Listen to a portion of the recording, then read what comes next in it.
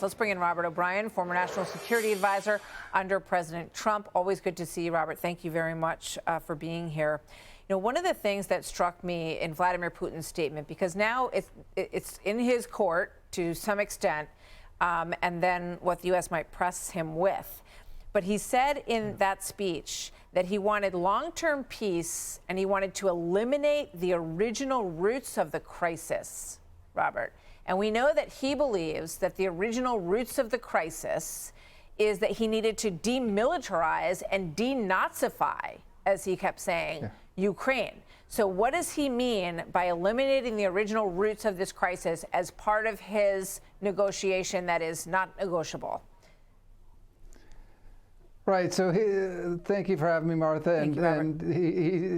Look, he's having the same reaction that Zelensky had when Zelensky was, President Trump wanted to bring him to the table.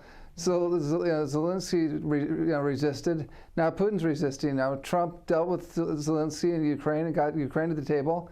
Now Russia's resisting, and President Trump, as you pointed out, Martha, in your opening, we've got significant tools against Russia, sanctions on the Russian Federation Central Bank, converting their currency reserves that are in Europe, cutting off the oil, which has already started to happen, the oil sales to Europe. So now for everyone who said that he was too tough, Trump was too tough on Zelensky, now are they going to come out and say he's being too tough on Putin? He's doing exactly what he needs to do. He's using the tools of a mediator and a negotiator to bring the parties to the table and get this war settled once and for all.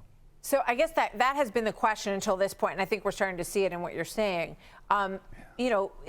Putin invaded Ukraine. They on three sides, rolled in with tanks, and then they rolled into the country with the intention of taking the country over. So how will we see Russia have to pay for that as part of this negotiation? Because, Putin thinks that Ukraine should be his anyway. He didn't do anything wrong. Yeah, well, he knows he did something wrong. He tried to, change the borders of a European country with the use of force, and that hasn't happened since 1938, since Hitler. That's right. So he knows he's in the wrong. But again, all these things are going to get worked out. How much they're going to have to pay, if anything, that all get worked out at the negotiating table. But again, he's trying to pre-negotiate. He's trying to work the refs, work Trump as the ref before they go to the table.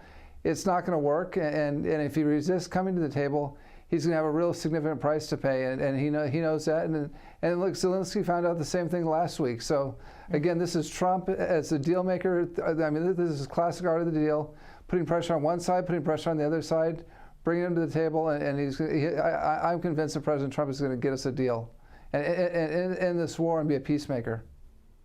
Fascinating. The way you lay it out, we're now seeing the pressure going on to Putin from the White House. And so interesting that none of this happens without Washington and without the president. Putin said that himself, that he needed to hear from Washington. Robert O'Brien, it's always a pleasure to see you, sir.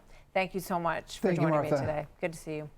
Hey, Sean Hannity here. Hey, click here to subscribe to Fox News YouTube page and catch our hottest interviews and most compelling analysis. You will not get it anywhere else.